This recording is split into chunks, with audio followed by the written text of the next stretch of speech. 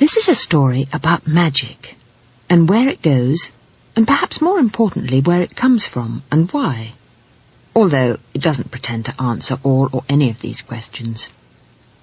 It may, however, explain why Gandalf never married, and why Merlin was a man.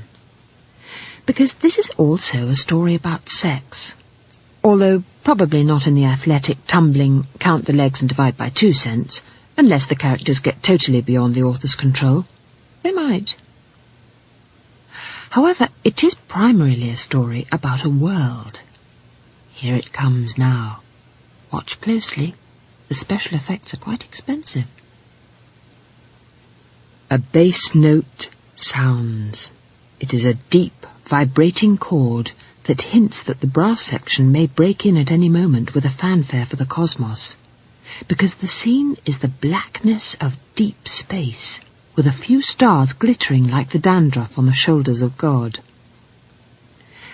Then it comes into view overhead, bigger than the biggest, most unpleasantly armed star cruiser in the imagination of a 3-ring filmmaker.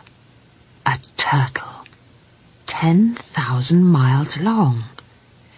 It is a great Artuan, one of the rare Astrochelonians from a universe where things are less than they are and more like people imagine them to be.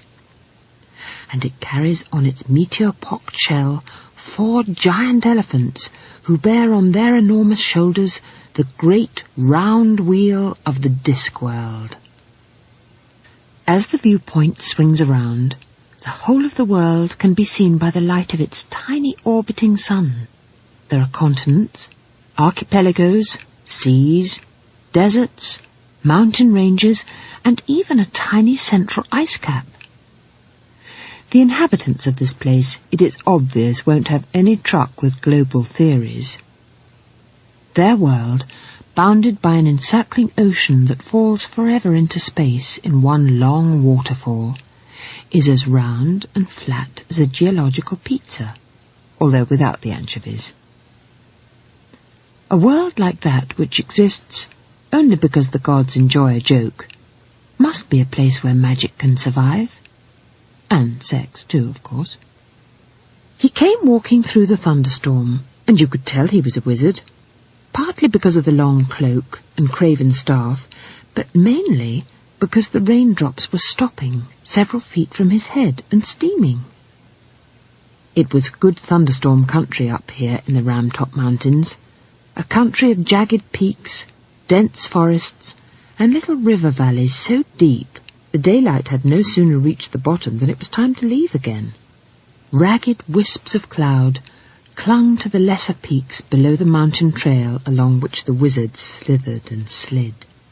A few slot-eyed goats watched him with mild interest. Doesn't take a lot to interest goats. Sometimes he would stop and throw his heavy staff into the air.